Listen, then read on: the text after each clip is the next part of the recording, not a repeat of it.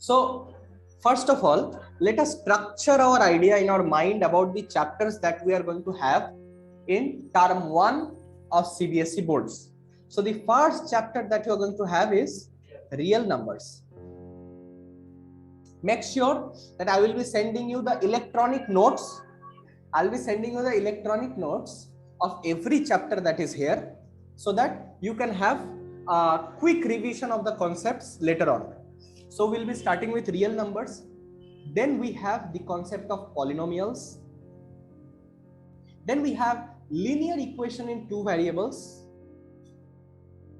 You have only two variables here. Believe me, linear equations can happen with 100 variables as well. Okay. Then you have coordinate geometry. Quadratic equations is not in term 1. Then you have triangles.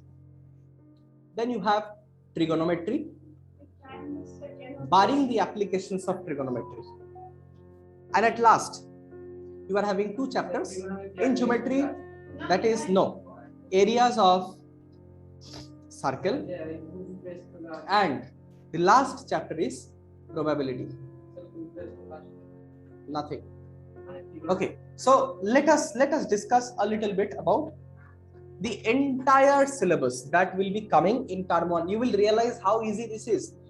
It has, in the history of education system of India, in the history of very poorly structured educational system in India, there had never been examinations which were so easy and simultaneously so newly structured. For the first time, you will be having dedicated questions from case studies, case study based application questions, even from the most theoretical chapters.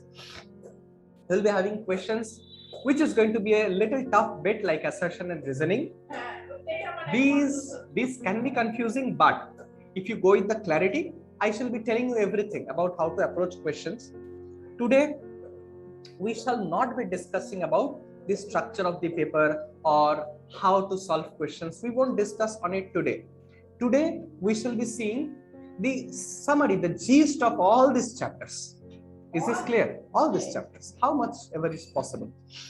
I shall try to finish the entire thing, but let's see. So is everybody ready with me? Yes. Okay. After puja, is your energy a little down, or is it waiting for Kali Puja? Okay, that's very good. Okay. All right. So basically, we shall be starting with real numbers. Before starting on real numbers, let us know what real numbers is. Real numbers are the collection of all the numbers that we use in our day-to-day life. That includes natural numbers, the least set natural numbers, that is 1, 2, 3, 4, 5 and so on. Then comes a 0 added to this set and it forms whole numbers. 0, 1, 2, 3, 4. Okay. With this, you mirror it in the negative plane, it forms integers. Okay. After integers, you have the rational numbers. All the rational numbers are in the p by q format. The numbers which are not are called as irrational numbers. All the rational and irrational numbers together, we call it as real numbers. Is this clear? So real numbers is basically all that you have in the scope of your secondary class. Okay? All right. Now, as far as my knowledge goes, Euclid's division lemma has been eliminated from your syllabus. And that is actually a very happy point for many of you. Yes, now I'm used for one of them. So whether you use it or you don't use it, it would hardly matter in an MCQ examination where this lemma will be out of scope. All right. So basically, we start the chapter on real numbers with something called as the fundamental theorem of arithmetic. Can anybody tell me what is the fundamental theorem of arithmetic? It is the very fundamental theorem of arithmetic. Even a child knows, but you will be learning it in the form of a statement right now. Anybody? So the fundamental theorem of arithmetic is very fundamental. It says that any composite number can be broken down as factor of primes. That's it. That's all. Think of any composite number. Anything. 15. 15 is basically the product of two primes, that is 3 and 5. So the fundamental theorem of arithmetic states that for any given composite number, you can break it into factors of primes. Is this clear? And with that, I guess from your 7th, 8th standard knowledge, you would be able to factorize, or I guess 6th standard knowledge, you'd be able to factorize any composite number. Is that clear? From there comes two very important concepts, HCF and LCM. I guess I have discussed it in detail. What is HCF? HCF is highest common factor, or HCF is also consecutively known as GCD, greatest common divisor. Highest common factor, as the name itself suggests, is the highest common factor. Common factor, but the highest common factor between any two numbers possible. Okay, like suppose you have 30 and suppose you have 45. The prime factor of 30 is 3 into 2 into 3 into 5. The prime factor of 45 is 3 into 3 into 5. So one of the common factor is 3. The other common factor is 5. But I am looking at the highest common factor. Highest common factor is going to be 3 into 5. So the HCF of 30 and 45 is 15. Like this, you can calculate the HCF between any, not only pair of numbers, between any number of numbers. It does not matter. In the same way, you have the concept of LCM. LCM means least common multiple. What do you mean by least common multiple? Once again, 30 and 45.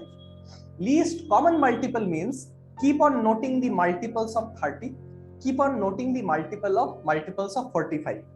So 30, the multiples comes out to be 60, 90, 120 and on so on. 45, the multiple comes out to be 90, then 135 and so on. As you can see, the least common multiple is 90.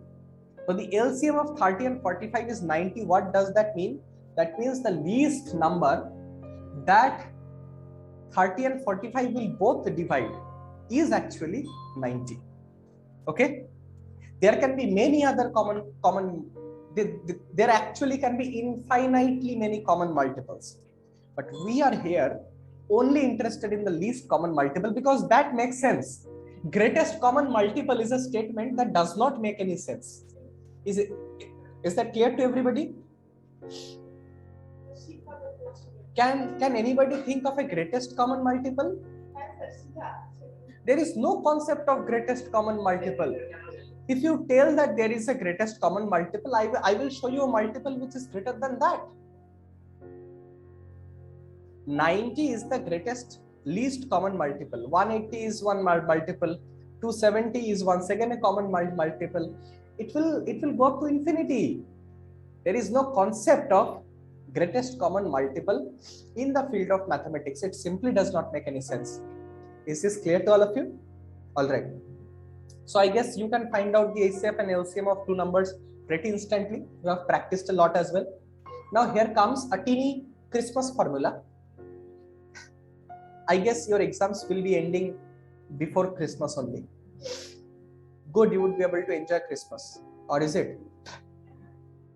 Okay. I'm not sure where I will be by Christmas. Gita Jayanti is exactly on the same day as that of Christmas. In the last year it was. Yeah, I had attended that event. Nothing related to mathematics. So Gita Jayanti is a day where we celebrate coming of Srimad Bhagavad Gita from Krishna to Arjuna in the field of Kurukshetra. That's a very important event marked in the calendars. Okay, so a short chocolate formula you can come up with is this. For any two numbers, remember this holds valid for only two numbers. HCF into LCM is the product of two numbers. Is this clear? Clear to you? Also remember this point, because this can be required at any time and you may not be even conscious of it.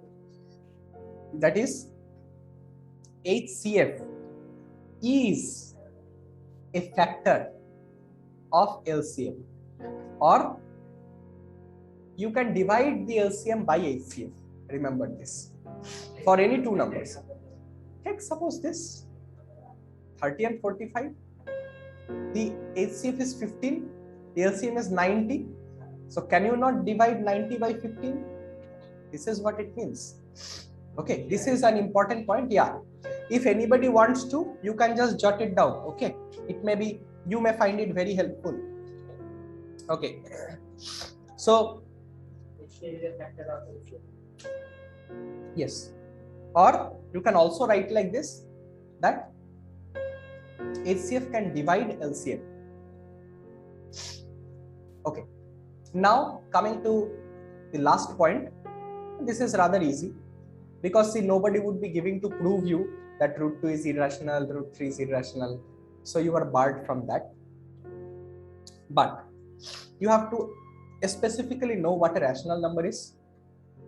So I would want to know from Disha, what is a rational number?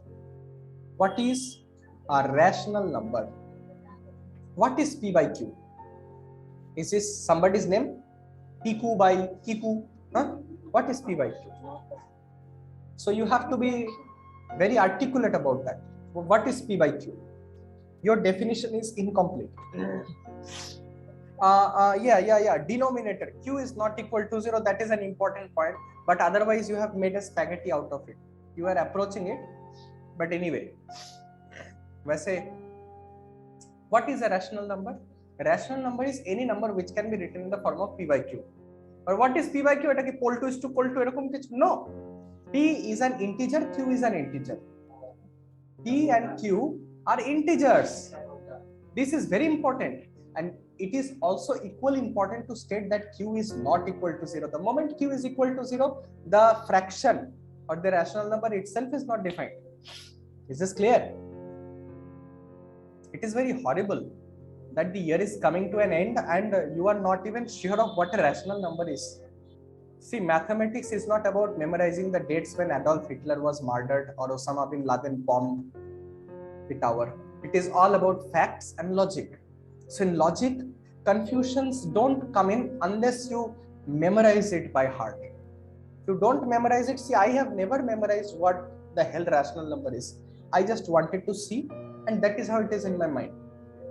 Every time I teach you mathematics, I make it myself. I make the definitions clear to myself first. And that is not by virtue of memorization per se. That is by understanding. All this year, all these months that we have been together, my only approach had been to get you rid of the memorization part as much as possible. But if you don't choose to, nothing to do, your choice. Kyo khikhi kore hastesish beta? খুব মজা না? আচ্ছা, nail polish শেষ হয়ে গেছিল তো? ওখানে একটা অড ওয়ান আউট দেখলাম। ও আচ্ছা আচ্ছা, বুঝলাম। আচ্ছা আচ্ছা, যাকে আমি জানি গরিব মানুষ তো না। So basically, now we have actually a closing point of this chapter. The closing point of this chapter is finding out whether these rational numbers have a terminating or a non-terminating decimal place. Okay. So how do you know if a rational number has a terminating or non-terminating decimal place? This is by seeing the denominator. Okay, if denominator is extensively in the form of 2 to the power n m into 5 to the power n, you can say that the decimal is terminating. M and n are whole numbers. Whole numbers means only non-negative integers. Non-negative and positive means non-negative also includes 0, but positive does not include 0. 0 is neither positive nor negative. So when you are mentioning non-negative, you are also including 0. But when you are mentioning positive, you cannot include 0 because 0 is not positive. Are you getting my point? Is this clear to everybody? These are just rapid brush ups. Am I clear? No doubt. Let's jump into polynomials. So I took 2 days, 3 days sometimes to complete a chapter. Now in one day I'll be trying to complete all the chapters. We are not visioning it, we are revisioning it. Likewise, there is an interesting term in science that is called as research. Nobody is telling that we are searching. The scientists are telling that we are researching. What is it supposed to mean? It is supposed to mean that we are searching that which is already searched. Okay. The next chapter is on polynomials. Okay. So can anybody tell me what a polynomial is? Beta power greater than 2. Either.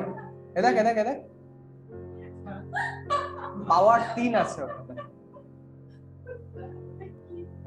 Be specific in mathematics. So it's very simple. Polynomials are nothing. If it is nothing, why the hell are you teaching us this? Because it is many things. Now you are contradicting yourself. It is nothing and it is many things. No, it depends on perspective. See, 0, when it is on the top, it becomes nothing. When it comes to the bottom, it becomes everything.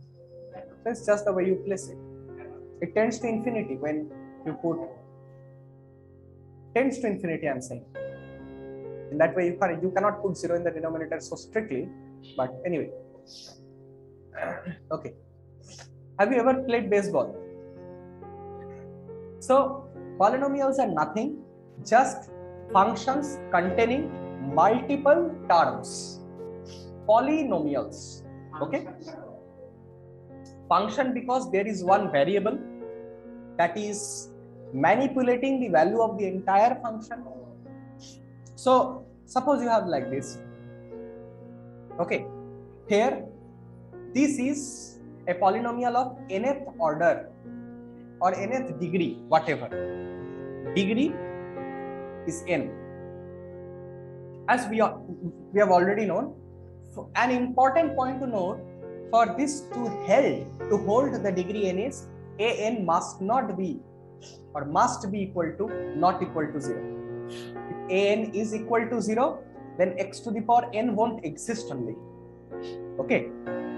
All right. Now, why is it polynomial? Because it is a combination of multiple terms. If there is only one term, we call it monomial. If there are 2 terms, we call it binomial. If there are 3 terms in this expression, we call it as trinomials. If there are 4 terms, we call it quadrinomials, and so on. So polynomials generally refer to any number of terms. Pentanomial, I guess. Okay. Because 5 means penta. Pentagon. A gon of 5 sides. A polygon of 5 sides.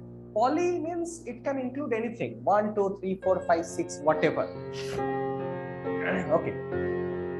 Now, the thing we are interested in here is a specific type of polynomial, and that is called as the quadratic polynomial. A quadratic polynomial, yeah, is a polynomial whose power or degree is 2. If the degree of a polynomial is 2, it can be said as a quadratic polynomial. Okay.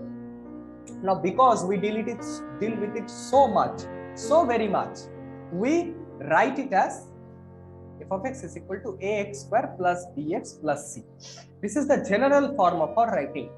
The moment we tell it as c, it would mean the constant term. The moment we say b, it would by default, unless stated, by default it would mean the coefficient of x. If we tell a, by default, unless stated, it would mean the coefficient of x square. Is this clear? Now, this is f of x. This is like a machine, I said. This is like a machine. इस side से आलू डालो, इस side से सोना निकालो. This is the machine. Okay? Yes.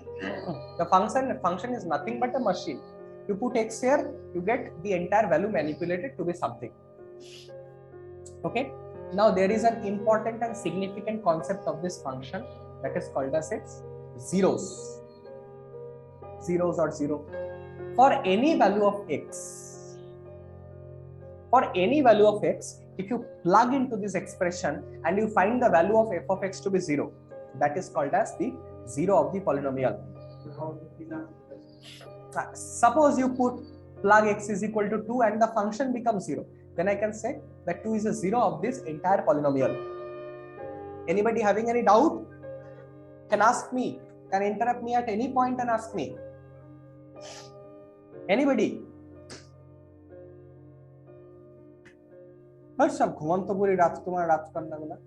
Okay. Here is a zero of the polynomial. So basically in quadratic polynomial, you have two zeros. Okay. Whenever you have a quadratic polynomial, you have two zeros. We call it alpha and beta. Okay. In cubic polynomial, where x to the power 3 is the degree, there are 3 possible zeros. In biquadratic polynomial, there are 4 possible zeros and it goes on. But in quadratic, there are 2. Yes, this is alpha and this is beta. So this is such that f of alpha is equal to 0. That means a alpha square plus b alpha plus c is equal to 0. Also, f of beta is equal to a beta square plus b beta plus c is equal to 0. Had it been a linear polynomial like this ax plus b, it would have only one zero alpha. What is that alpha? This is when ax plus b is equal to 0. That is minus b by a. So alpha would have been minus b by a.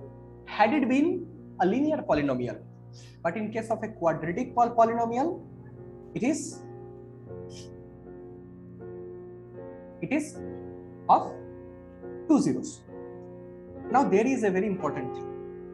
See, how does this 2 0 come about? To know this, you have to get to its roots. Suppose x square plus x minus 6 is equal to 0. Can anybody of you factorize this?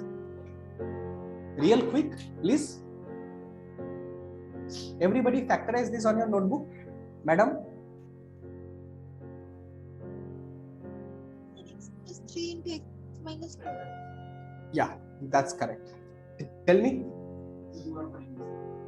No, I'm telling you to factorize only and nothing else. Not even equal to 0. Just factorize this.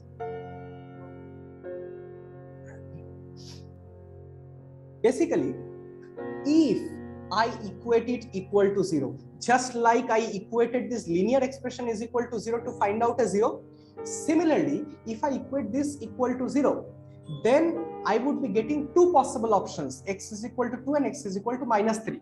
What is this supposed to mean? If I drop x is equal to 2 here, this entire thing will be 0. If I drop x is equal to minus 3 here, the entire thing would be 0. So, can I say this thing?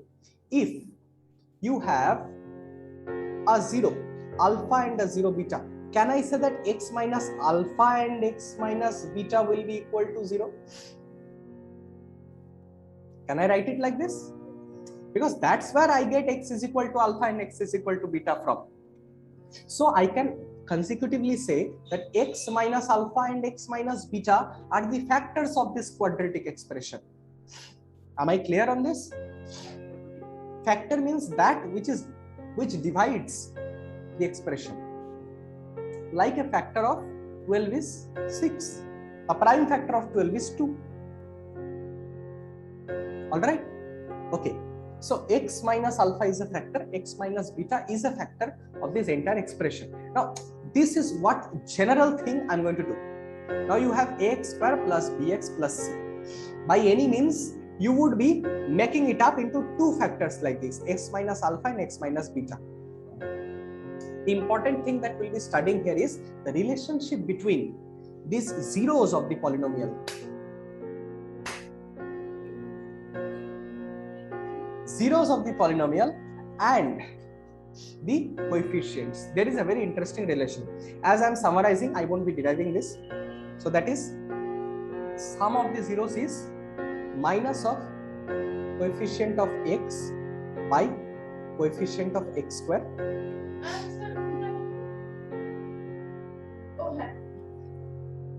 স্ক্রিনটা তো সোজা আছে তুই উল্টা কাম করে দেখিস and alpha beta or the product of roots will be equal to constant by coefficient of x square.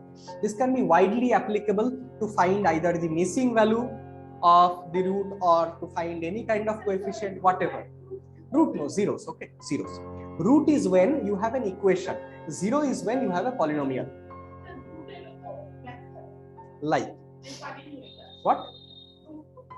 Root is when, see, this polynomial has zeros, alpha and beta, because if you put alpha and beta here, you will get 0. But if you have an equation equal to 0, then alpha and beta would be called as its roots, because alpha and beta satisfies the equation. In equation you have roots, in polynomial you have zeros. Am I clear? Perfectly clear? Listen once again. You have a simple polynomial. If you plug in some value of x in there for which the entire value comes out to be 0, we will call those values zeros. But if you have an equation ax square plus bx plus c equal to 0, there would be values that satisfies the equation, na? Those are called as roots. The same thing, alpha and beta. Of course, it would be satisfying this expression. This will be called as roots. LHS equal to RHS. Okay, these are the same as, okay, all right. So this was all about it. This was actually the entire chapter of polynomials. So there is, let me come. There is a simple thing here. Simple thing, actually this can be extended as well. Now, just like you can write this, if you extend it, you will find x square minus alpha plus beta x plus alpha beta here. Any equation, you can write it as the product of roots and the sum of roots as well. Okay. The same thing applies for expressions of polynomials of higher degrees. A is the coefficient of x square. Okay. Now, the same thing you can extend for, higher values as well. Now, if you have ax square plus x cube plus bx square plus cx plus d, then you would of course have 3 zeros, alpha, beta, gamma. Gamma is not gamma resa. Gamma is gamma. Gamma. Amma, gamma. Gamma resa. Galo amar সব শেষ. So basically এটা কাটিয়ে দিতে হবে নালে শেষ. আচ্ছা, alpha plus beta plus gamma minus b by a. Alpha beta plus beta gamma plus alpha gamma c by a. Alpha beta gamma minus d by a. Basically what am I doing? I am taking the sum of the zeros taken 1 at a time, 2 at a time, 3 at a time. Is alpha beta gamma, because there is no other sum that is possible. 2 at a time there are 3 possible. 1 at a time there is only 3 possible. This can get extended. Minus b by a, c by a, minus d by a, e by a, minus f by a, g by a. This can go on like that. Are you getting my point? In a similar way. Anyway, So in the same way, you can also write cubic polynomials. Cubic polynomials also you can write in the same way. X cube minus of alpha plus beta plus gamma x square plus alpha beta plus beta gamma plus alpha gamma x minus alpha beta gamma. See how alternating the signs are, plus minus, it would go on. Okay, this just you put your hands on problems and you will remember the entire thing. This is what revision is meant for. Okay, all right. There is a last small thing that is called the division algorithm. Division algorithm is nothing but it states that if there is a function p of x and you are trying to divide it by suppose a of x, you get the remainder as q of x, the quotient as q of x, remainder as r of x. Then p of x will be equal to a of x into q of x plus r of x. Is this not what you have known from your childhood? You'll say. Okay, so this is all about the division algorithm. Is this very hard to comprehend? This is the I'm sorry. This is a very simple thing that you have been studying since your childhood. The dividend is equal to divisor into quotient plus remainder. Is this clear? Okay. So you can be, I mean, verification won't come here anyway, but you can use this to solve problems, to find things. Okay. All right. So kind of this is all. What? Second chapter of Shish. Correct. Anybody having any questions here? Anybody? Okay, fine. Now let's come to the next chapter, that is linear equation in two variables. This is actually the easiest chapter that we'll have. I'm so sorry for these cheeks. Huh? Only two variables.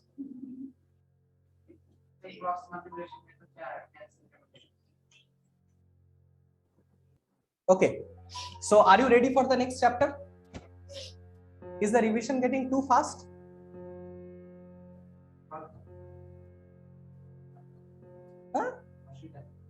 Huh?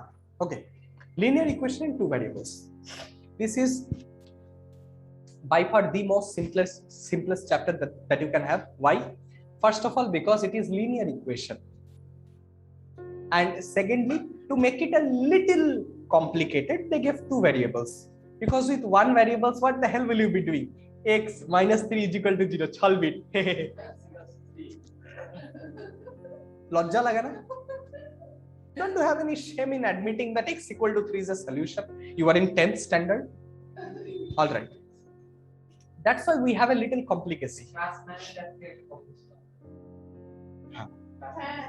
This is always the case. You will find class 9 a little harder than 10 and class 11 a little harder than 12. This is how the entire structure is designed. So that when you get into class 9, you are updated by your standards. So you find class 10 a little smooth. Once again, you go to class 11, they give you such toughness that your brain just accommodates that toughness to find class 12 only a little easy. Are you getting my point? It's the secret. Secrets. These are the secrets of those who design the syllabus. Okay. So basically, what are linear equation in two variables? Just like this is a linear equation in two variables. Or suppose 2x minus 8 is equal to 0. Don't tell the solution. I will kick you out of the class.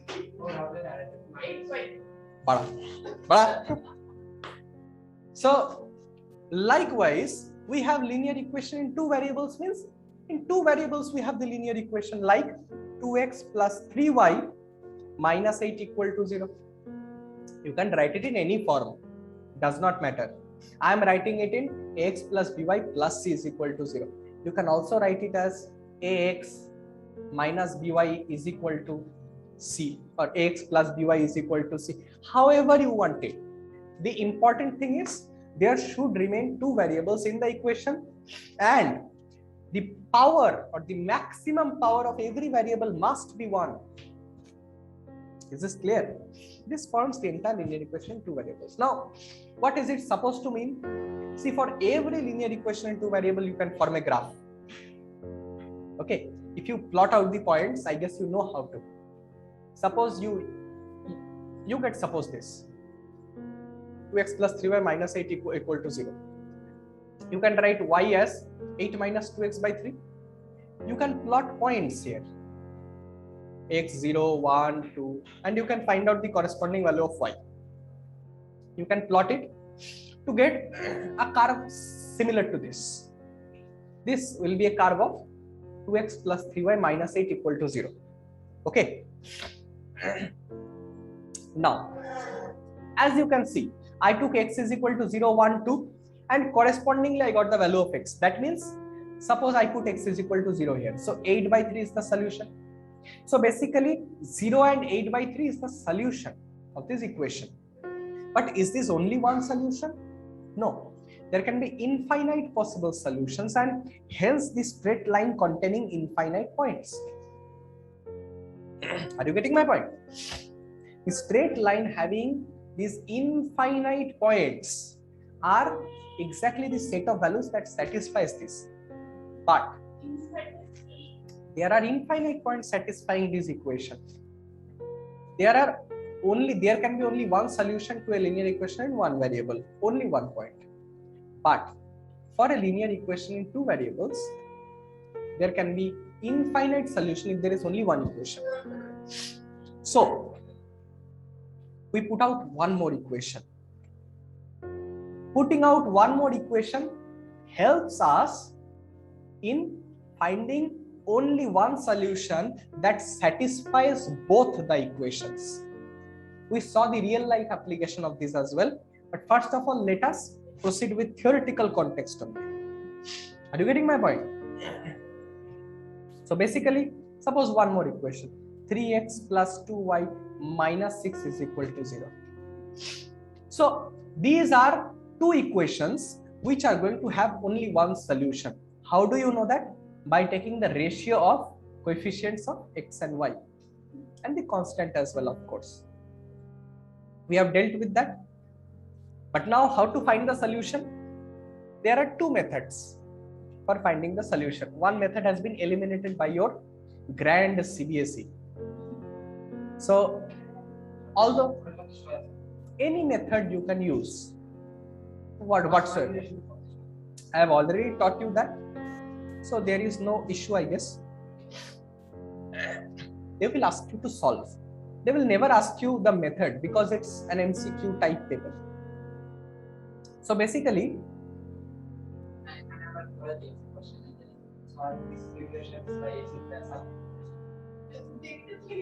in MCQ, who the hell will be seeing substitution method? And in MCQ, there is yet another easy way. You just put the value from options to check whether it is satisfying the two equations. Okay. Yeah, you must. I always tell people where there is opportunity in examination, not when you are learning it. In examination, you can always apply shortcuts to save time. Graph. Graph. Who the hell is going to ask you for graph?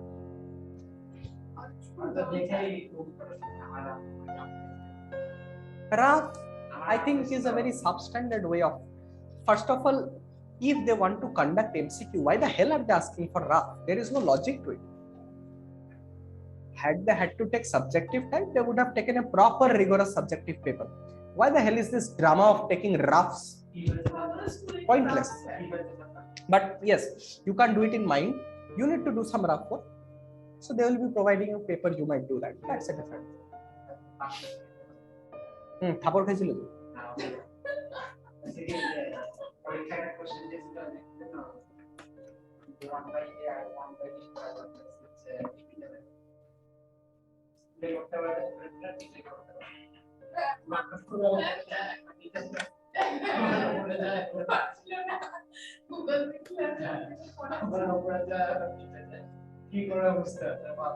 আমার phone number দিয়ে this.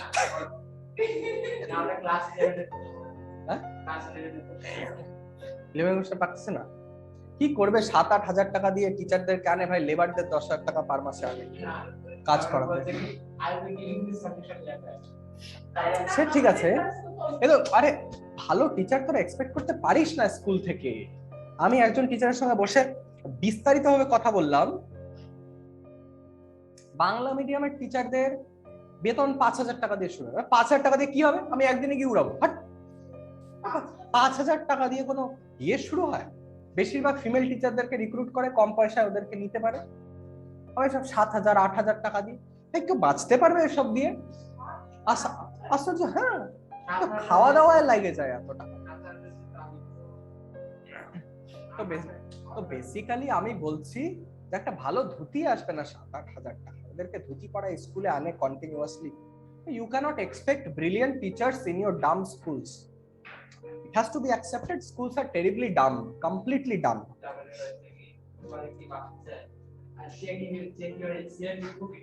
ও ঠিক আছে, দেখ teacher একটা problem পারছে না, that's all right, that's absolutely all right. Nobody has to be able to solve all the problems. এখনো আমি সব প্রবলেম সলভ করতে পারি না, আমিও যেই অ্যাডভান্সড প্রবলেমে আটকে যাই, আমার সময় লাগে বার করতে, আমাকে একটু বসতে হয়, কোনো সময় অ্যাপ্রোচ মাথায় আসে না।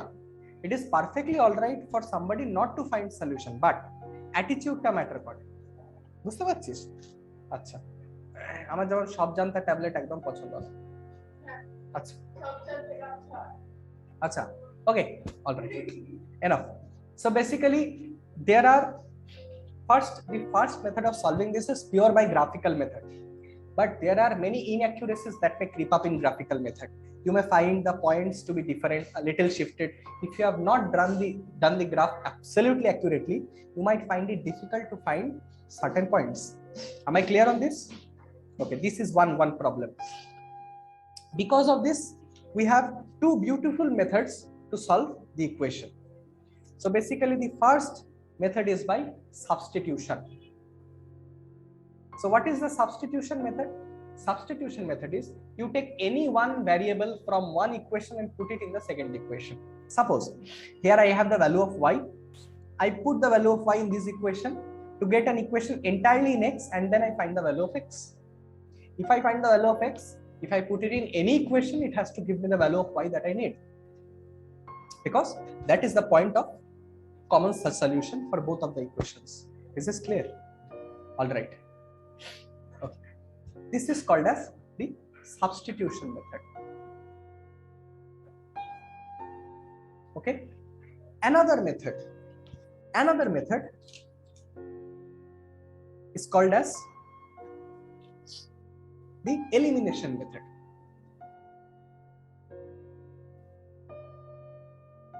Now, can anybody tell me what is the elimination method? Yes, you eliminate any one variable from this entire equation. So suppose I want to eliminate x from both of these equations. So the best thing that I can do is I will multiply 3 with this, I'll multiply 2 with this. If I multiply 2 with this, I will get 6x. If I multiply 3 with this equation, I will get 6x. I can subtract the two equations to eliminate it. I'll be getting the value of y. I put that value of y in any of the equation, I will get x. These are the two methods. The third method, cross calculation. The cross calculation method has been completely eliminated by your CBSE boards. Hence of no concern. You can use either of the method for calculation. That completely depends on you. You have solved enough number of problems to have an idea of which method to apply. And that cross calculation method had been hardly applied at some problems. It is not applied too frequently. And see, you need to know how to solve. How to solve, that's enough. You need not to know tens of different methods always. For linear equation in two variables, these two are more than enough to solve any two given equations. Hence this method. Is this clear? So basically, this chapter has completed. Okay, these were linear equation in two variables and how to solve. A1 by A2. About these solutions, as I have said in the starting only. Suppose you have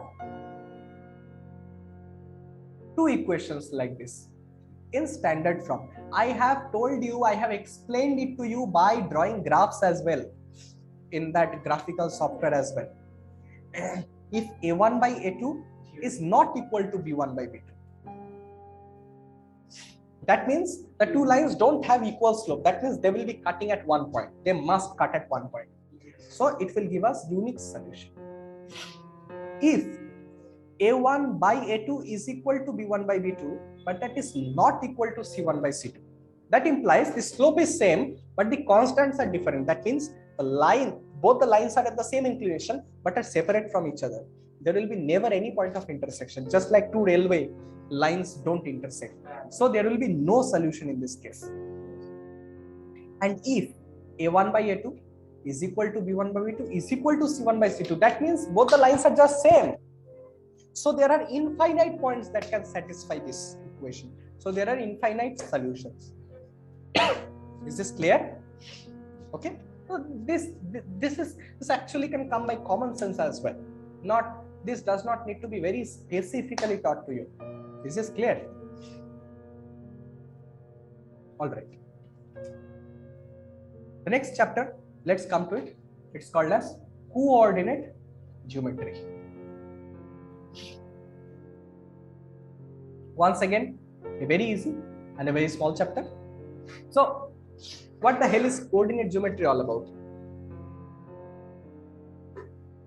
I'm sitting here. Hey. I'm sitting here. I want to find where you are and where you are. You would say different location of him. I would say different location of him. Hence, the reference point. That is, I will refer to you or any such point in a plane by first of all two perpendicular straight lines with a fixed point with respect to which all the positions would be measured. Yes, you can consider it to be 0, 0.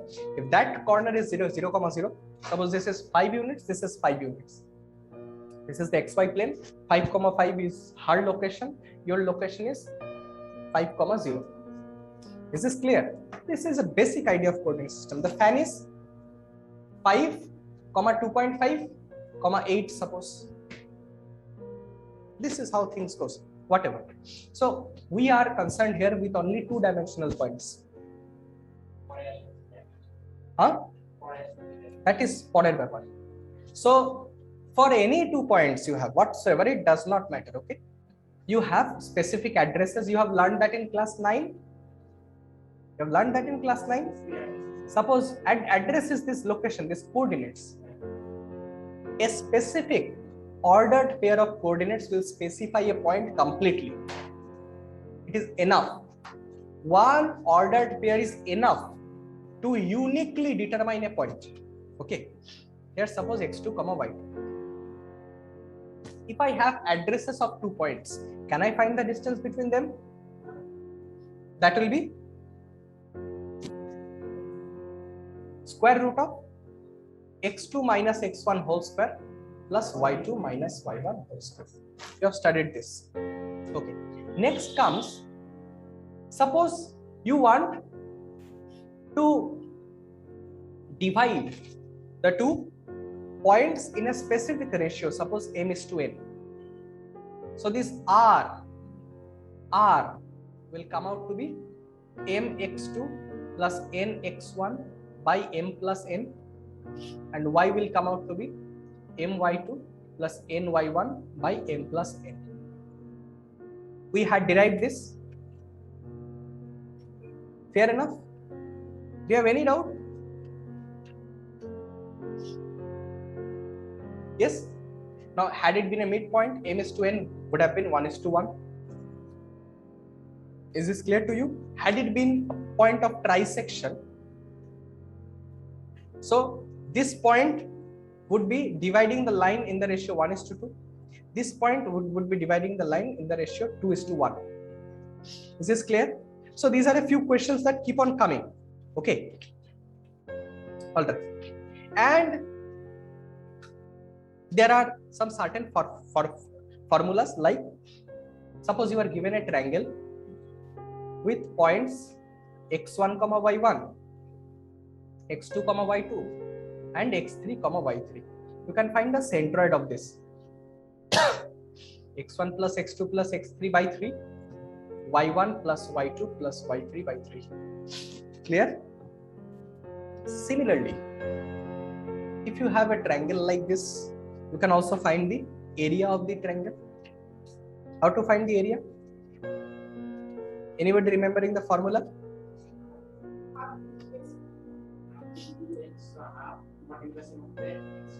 Area will be half modulus of x1 into y2 minus y3 plus x2 into y3 minus y1, and what is left? x3 into y1 minus y2. See how this is very symmetrical in nature. The formula holds a certain symmetry. There is a beauty in the formula. You take x1, x2 and x3. When x1, you take y2, y3. When x2, you take 3 and 1. Means you are rotating like this. Are you getting my point? You are rotating like this. y1, y2, y3. So between y2 and y3, you have x1, x2, x3. See, when you take x1, it is y2 minus y3. When you take x2, it is y3 minus y1. When you take x3, it is y1 minus y2. Did you see the geometry? You have to go in a proper circle like this.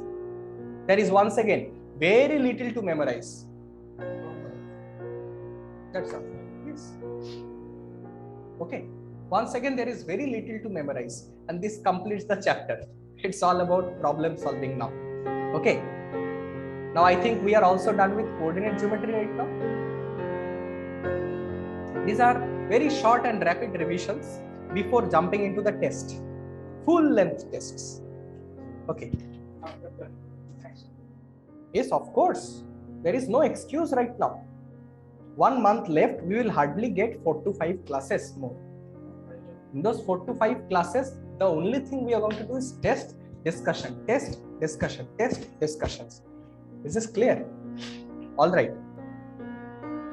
Okay. After we are done with coordinate geometry, now let us come to the little lengthy yet beautiful chapter of triangles. Okay. Everybody gets frowned by triangles. What happened?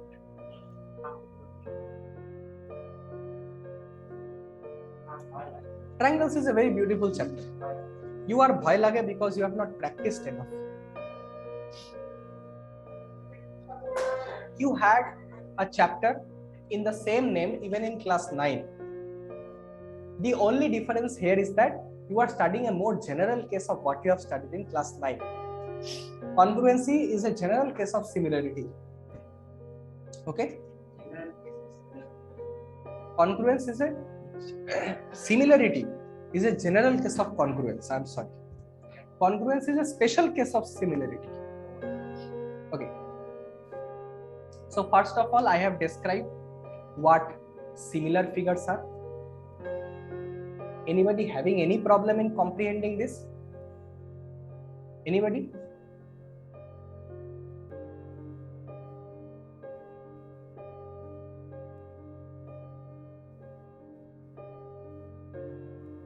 These two figures are similar. We are trying to see the same in triangles as well. Okay. But for that, yes.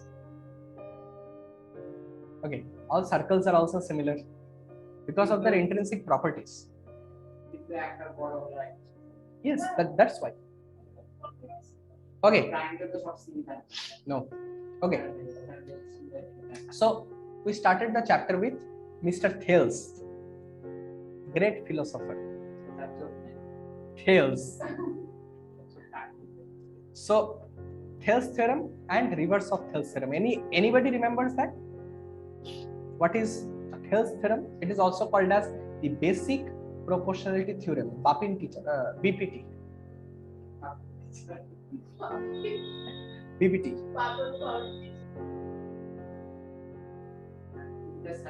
Very simple. If there is a line which is parallel to any one side, suppose this, it would be intersecting 2 points on the other 2 sides. Now, this length would be proportional. Suppose this is ABC. Yes. So CP by AP is equal to CQ by BQ. This is the Thales theorem. Okay. Similarly, there is a converse of Thales theorem. What is converse of Thales theorem? It says that if this is the case, then this will be parallel. Is this clear? Is this clear? It says that if there are, yes. Yes, sir. Sir, why always we are taught the specialized cases in the chapter and then the generalized ones? Because without learning about without getting an intrinsic feeling of the special cases, you won't be knowing what the general cases is. You cannot comprehend that. You cannot appreciate the general concepts. The moment you know about constant velocity, only then you can appreciate what accelerated motion would mean when velocities would change. Accelerated motion is a general case of motion, where constant velocity is a special case where acceleration is equal to 0. Similarly, if I talk about Einstein, he first of all derived the theory that is called as the special theory of relativity. It incorporated only those objects which were relatively in constant velocity with respect to each other.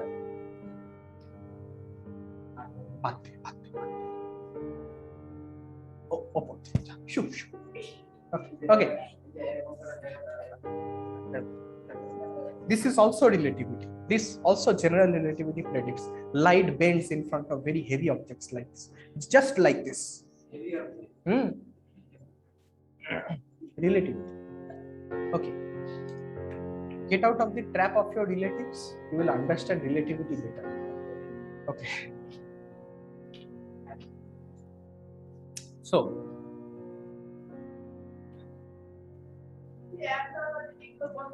now a very special case.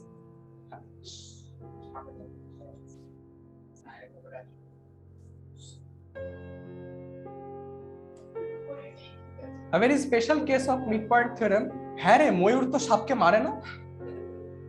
Okay. अच्छा. What is midpoint theorem? Once again, a special case of Thales theorem. Midpoint theorem states that when these points are actually the midpoint of this, then these two would be parallel, as simple as that. And the converse of midpoint theorem is exactly the Thales theorem.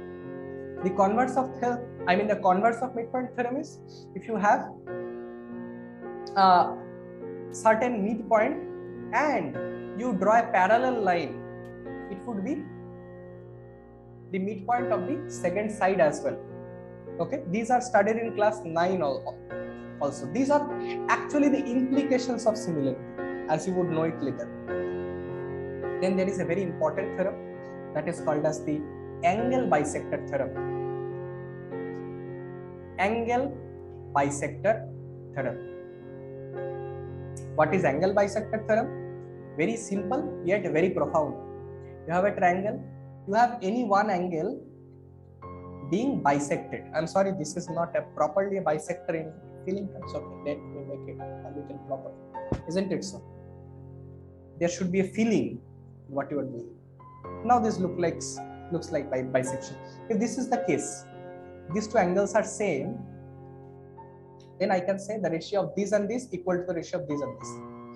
So I can say that AB by BD is equal to AC by CD.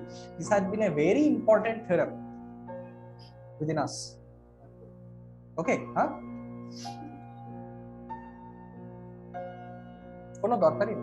Okay.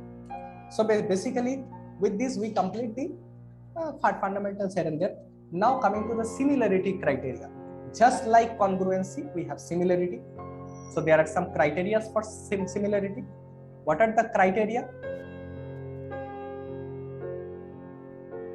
What are the criteria for similarity?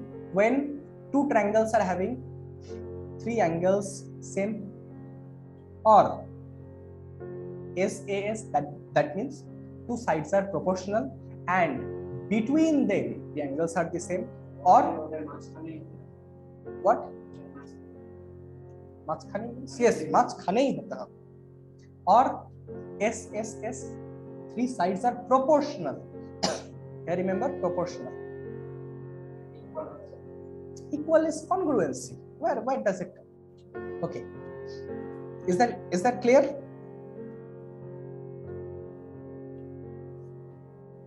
Is that clear?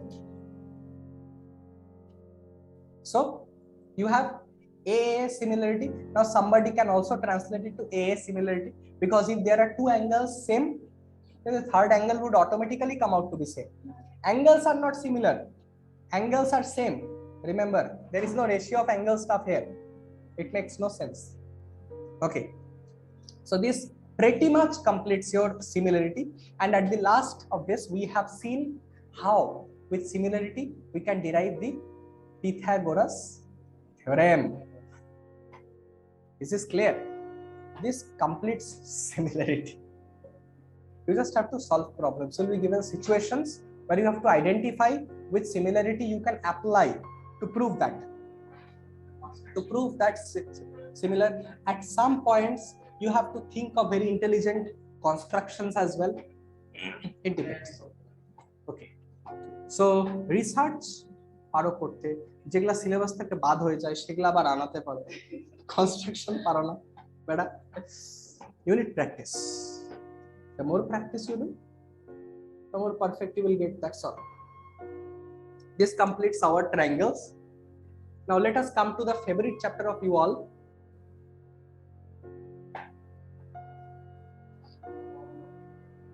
Hey.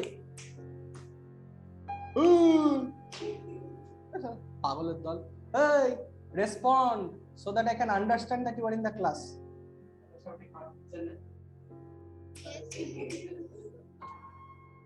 We know only you are there. Rest. So you can all response just takes moving of the lips, nothing else.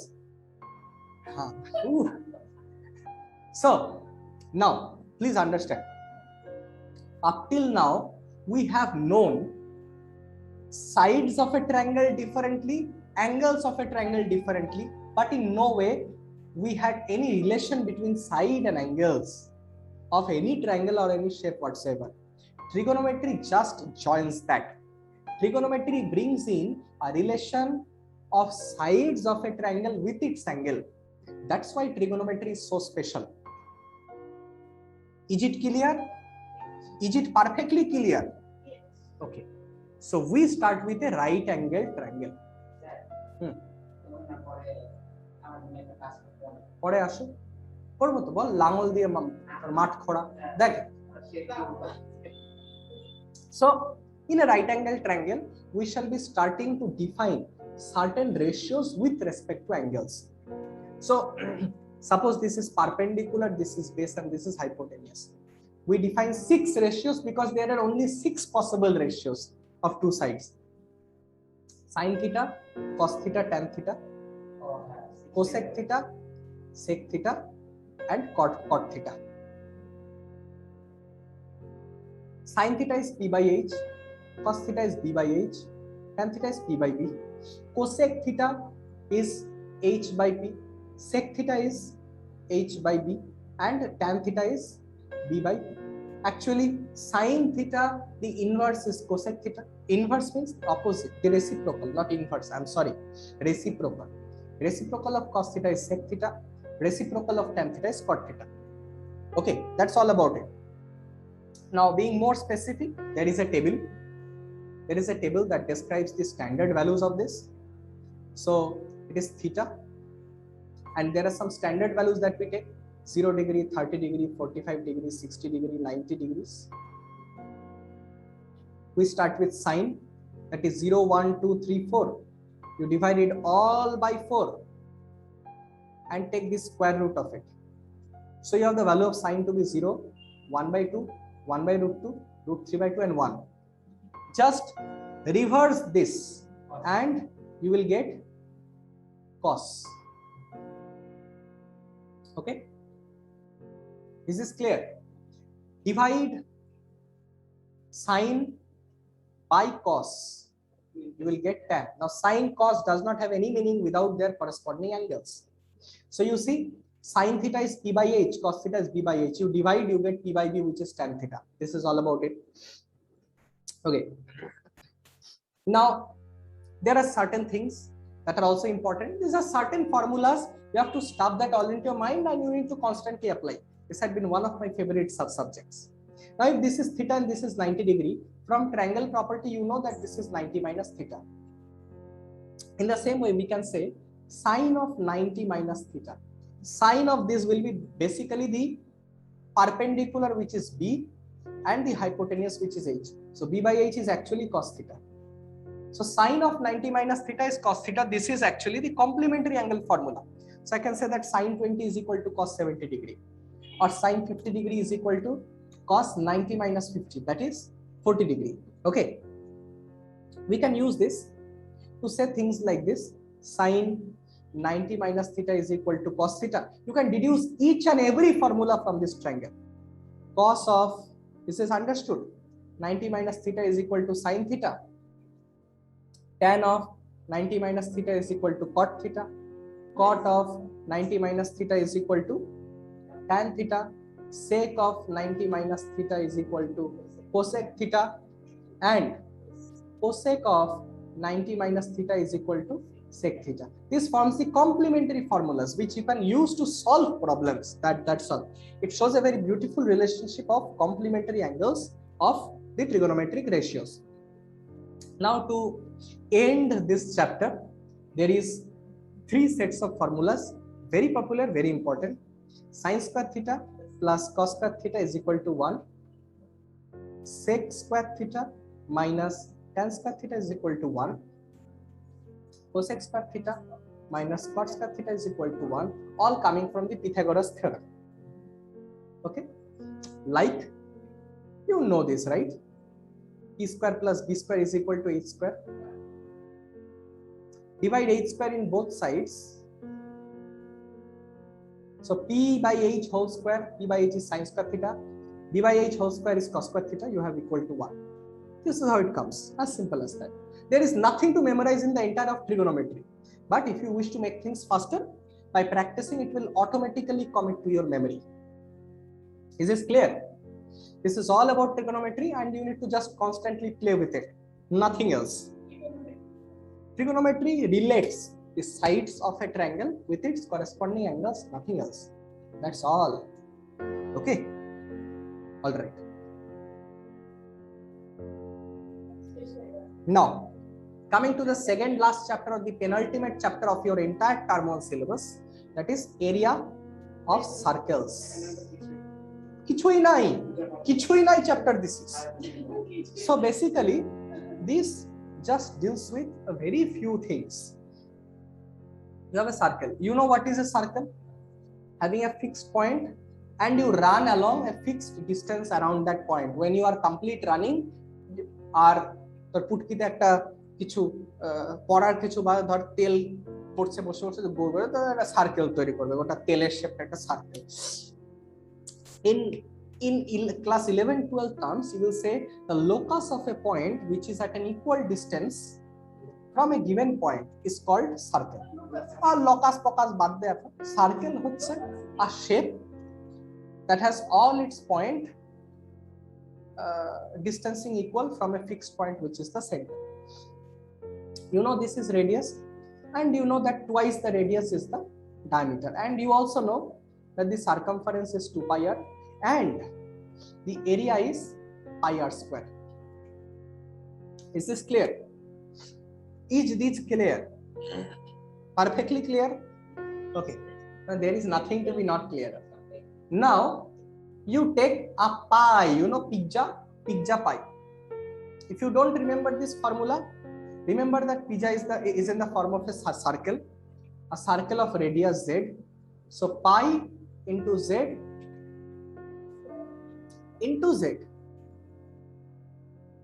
I'm forgetting something like this. Yes.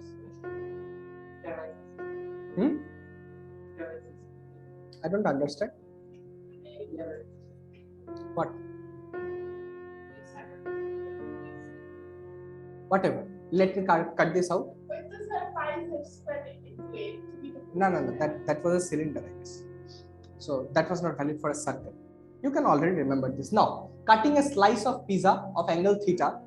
Now, if this entire angle, that is 360 degree, is pi r square. So 1 degree slice will be pi r square by 360 degree. So any theta degree slice will be theta by 360 into pi r square. This is clear. So this is the area of a sector. These are called sectors. When you cut out a piece from this entire area is called a sector. So you take out sectors from a pizza. Is this clear? Now, in this way, this is called as the minor sector because it occupies a smaller area. The remaining is called as the major area. That is called. So minor area plus major area is equal to the area of entire circle. All right.